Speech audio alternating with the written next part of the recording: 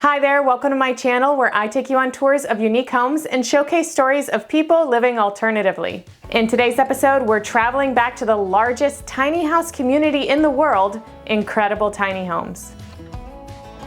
This community has 6 villages to choose from, and we'll be dropping into the Grove to meet Melody, a widow who is searching for a smaller, more affordable housing option.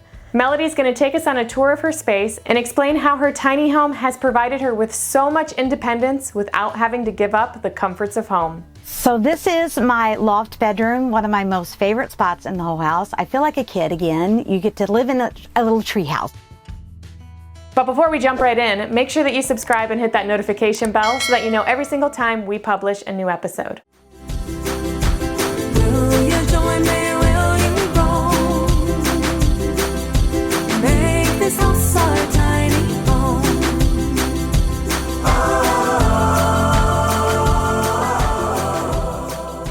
Hi, my name is Melody, and I want to welcome you to my tiny little castle.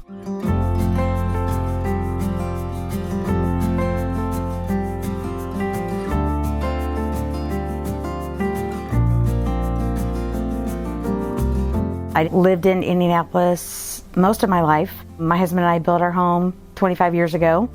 That was where we were going to retire, and then he suddenly passed away. I was well out of my comfort zone and decided that I just needed a change.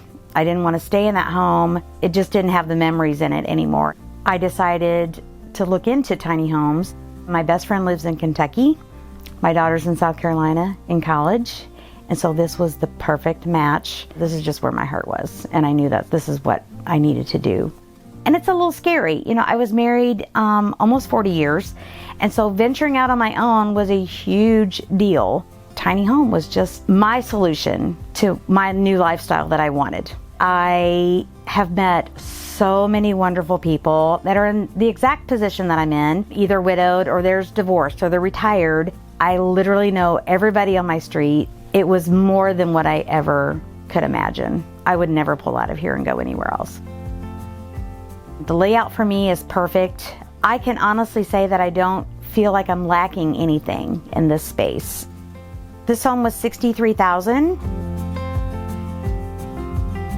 Between my electric bill, my water bill, and utilities, it's about $155 a month.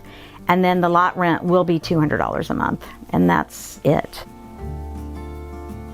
I've really only been here about 4 months, but it feels like forever because of meeting so many wonderful people. I literally feel like I've been here for years and would not ever change anything.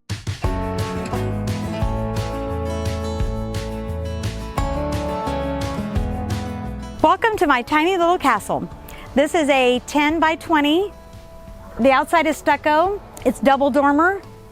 I had the skirting done as well as the decking done. I wanted something completely and totally different. So we went with a different style on the decking, and I just love it, and I just think it's the cutest thing ever. I opted to do an octagon shape deck with a small deck over here. It's just me. I have privacy, but yet I can visit with all my neighbors as they're walking down the street. The decking and the skirting was done by an outside company. The cost of the decking, all the skirting, the staining, the painting was probably about $4,200.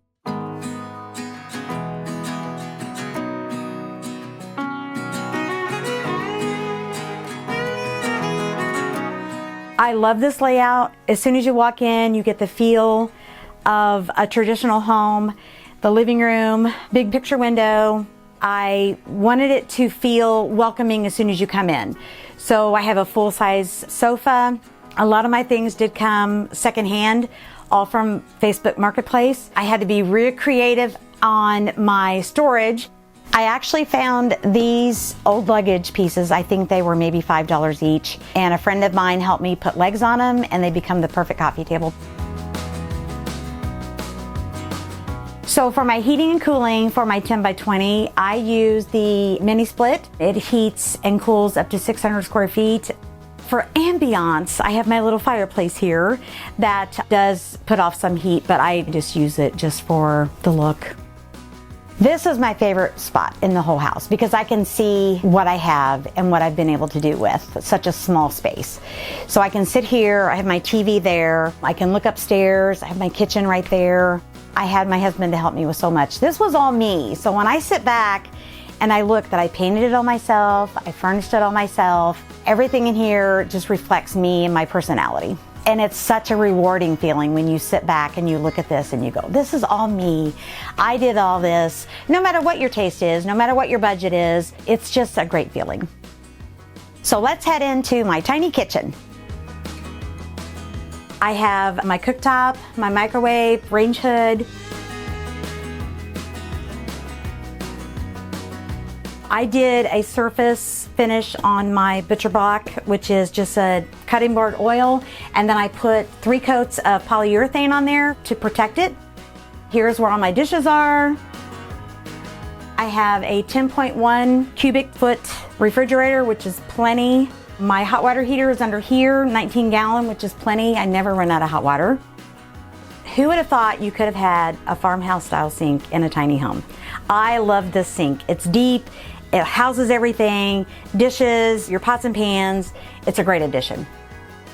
I have plenty of cabinet space because these are all soft closed doors. This is all open underneath. I have all my pots and pans in here. Plenty of storage space. I never feel like I'm lacking in storage at all. So across from the kitchen, we will go into the bathroom laundry room. I love my barn door here. It works beautifully. This little unit here is the washer dryer combo. It is a great little unit. It plugs into 110 and it is not vented at all. Including your time to wash and your time to dry is about 2 hours. This is a great addition. I don't like to go to the laundromat, so I want to have my own unit for when I want to do my own laundry, and it's perfect. Plenty of storage. I got all this storage from Walmart. Hung a rod across there for my hang-up clothes, but I also have a ton of storage upstairs that houses more of my clothes. This is a lot of bathroom toiletry, things that I need, towels and things like that. Of course, you have your regular size toilet, and I have a 32-inch shower. I am only 5 feet tall, and this 32-inch shower is perfect for me. I don't live in my shower, so I don't need a whole lot of space, but it's great. It works perfectly. Let's head out of the bathroom and let's go upstairs into the bedroom.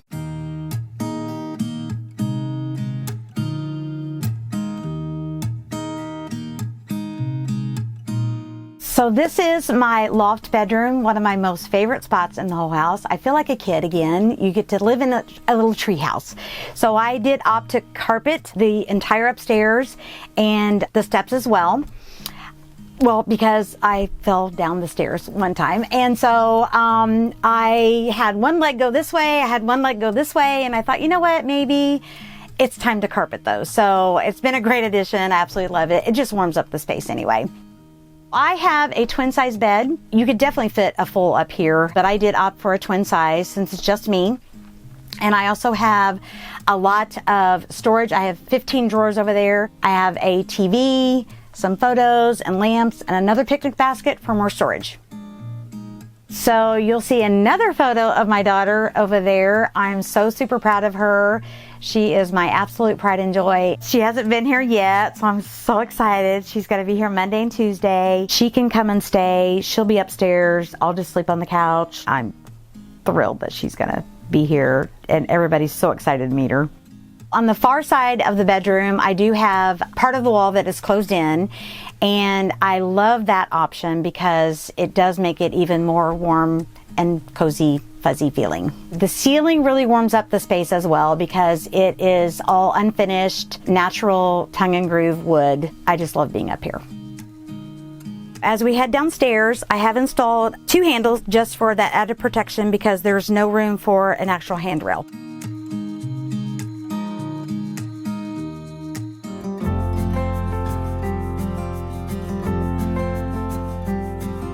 One of the things that I do think is very important is when you are either widowed or divorced or separated and you feel like you're out on your own, you're really not out on your own. Don't think of it as a challenge, think of it as an adventure. I would hope that people would not feel that they're going to lose out on anything. It's not the size of your home that's important, it's how happy you are. And I needed to make that change just for me alone. In the end, it's a huge benefit, more so than I ever could have thought it would be. Thanks for watching this week's video. I hope you guys enjoyed it. If you'd like to see more tours of tiny homes in this community, make sure you check out some of the links in the description. And I will see you soon with another unique home tour.